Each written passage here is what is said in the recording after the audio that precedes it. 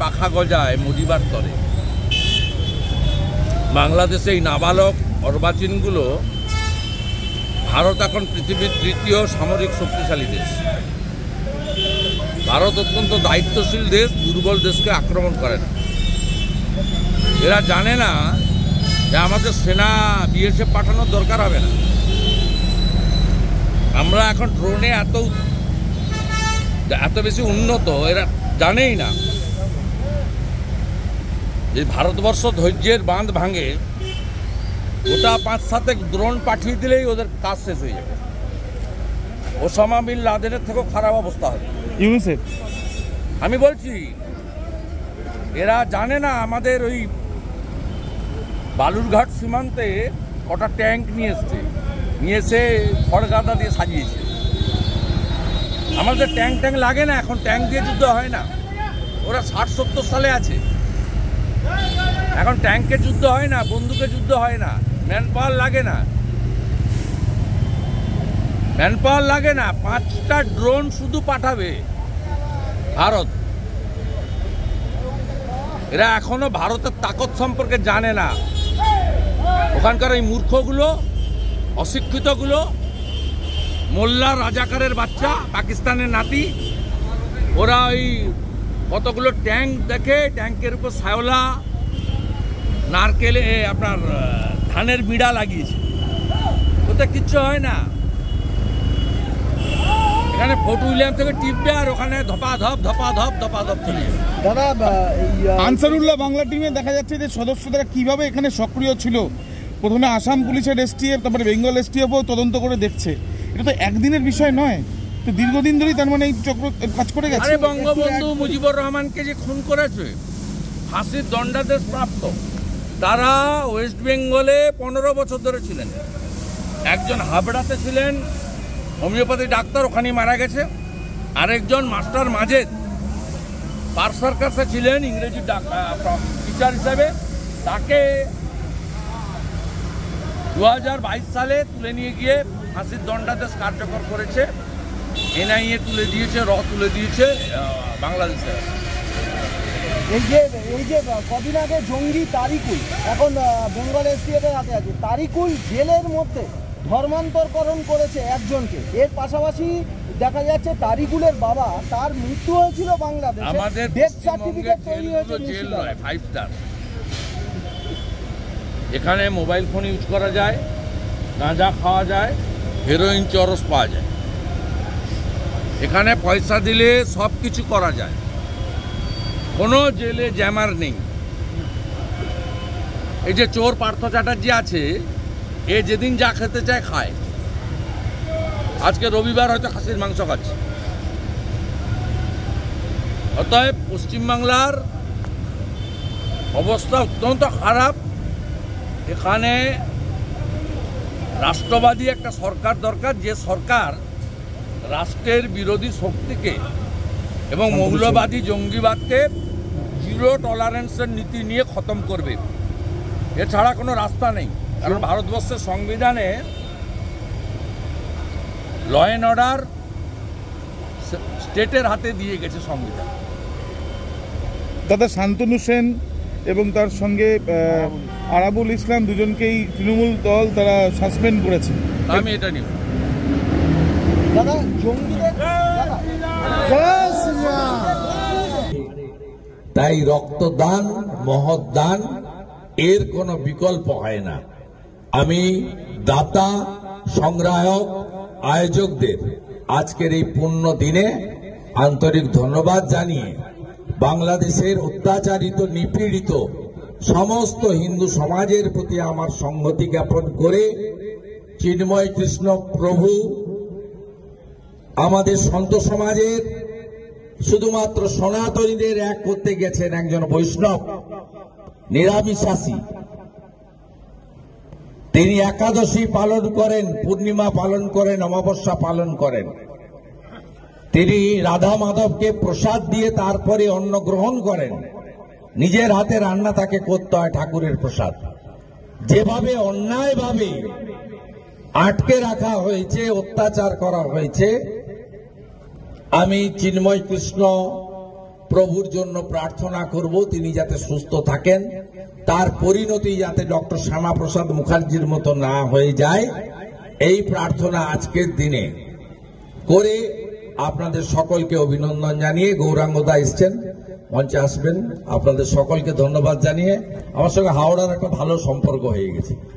সব প্রোগ্রামে আসি, দুদিন আগে গৌরাঙ্গদার প্রোগ্রামে এসছি, গতবারে করেছিলেন রাম জন্মভূমি উদ্বোধনের আগে, এবারে রাম মন্দিরের বর্ষপূর্তির আগে। বিরাট প্রোগ্রাম, এত ঠান্ডা রাত্রি 8টা, আজকে তো একটু ঠান্ডা কম আছে। সবাই ভালো থাকবেন।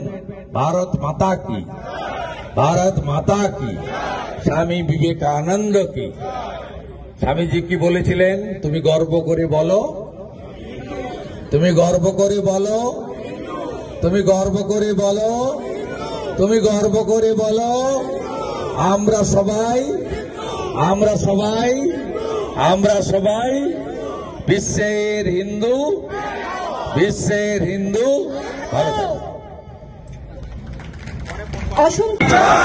বন্দে বন্দে সত্য সনাতন ধর্ম কি। পূজ্যপাত ভারতরত্ন অটল বিহারী বাজপেয়ীজির নামাঙ্কিত এই ছোট্ট অথচ একটি বৃহৎ মাপের মানসিকতা সম্পন্ন প্রতিষ্ঠানের তৃতীয় বার্ষিক যুব দিবস, স্বামী বিবেকানন্দের জন্ম জয়ন্তী, তার রক্তদান শিবিরে উপবিষ্ট হতে পেরে আমি অত্যন্ত আনন্দিত এবং কৃতজ্ঞ।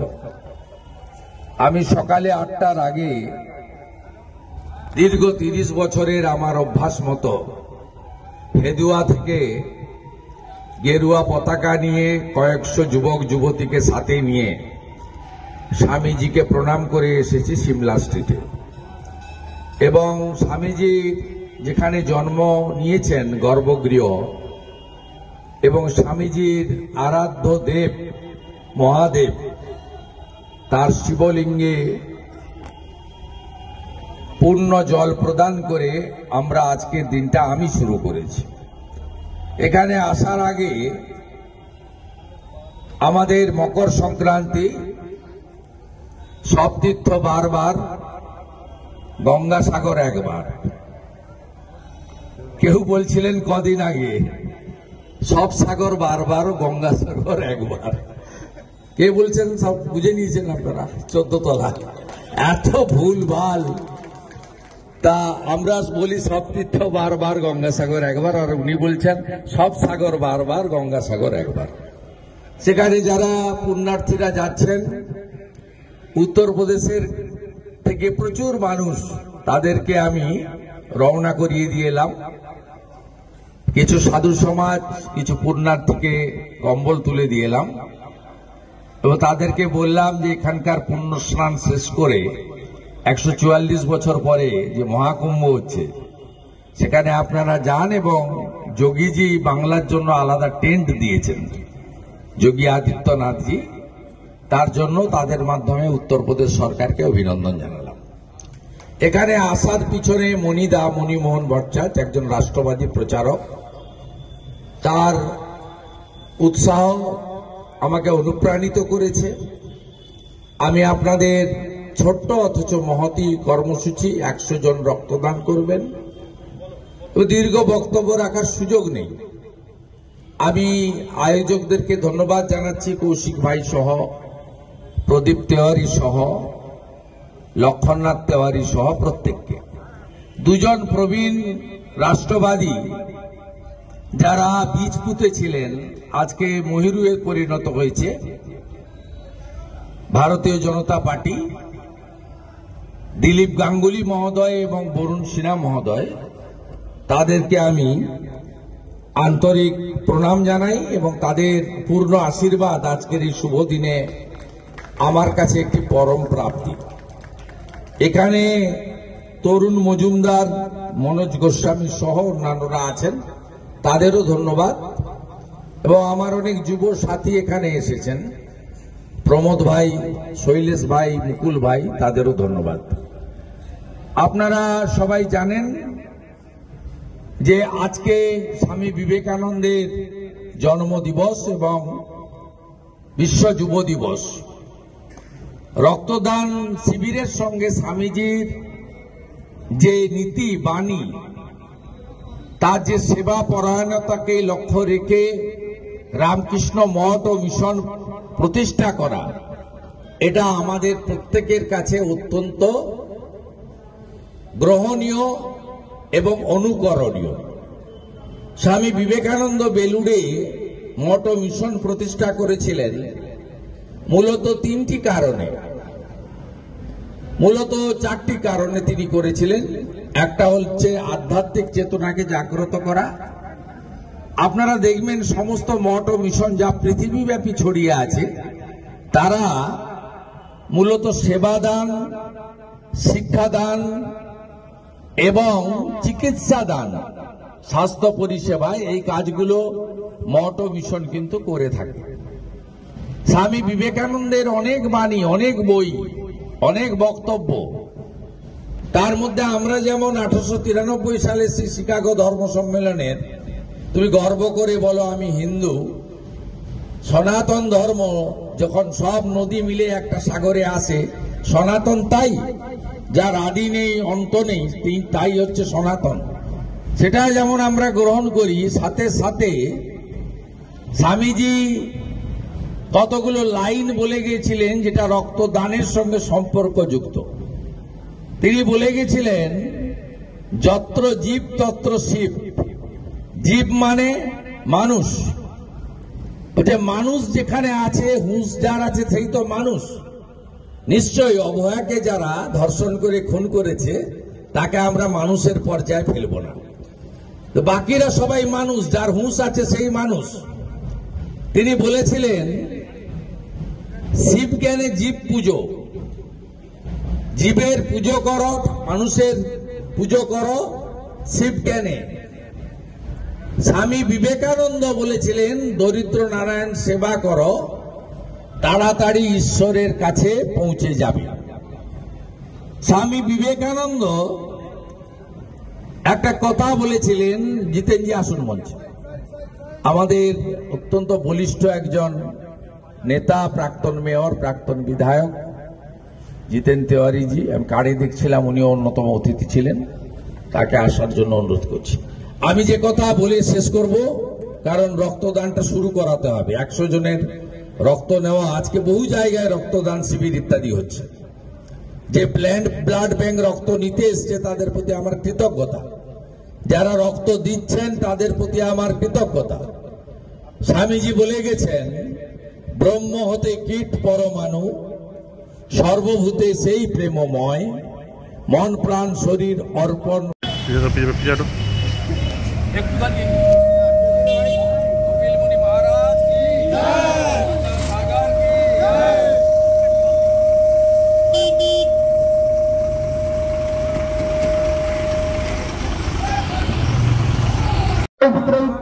करते हुए योगी बाबा ठीक चला रहा है। जय श्री राम। जय श्री राम। जय श्री राम। अब अच्छा चल रहा है, बहुत बढ़िया है।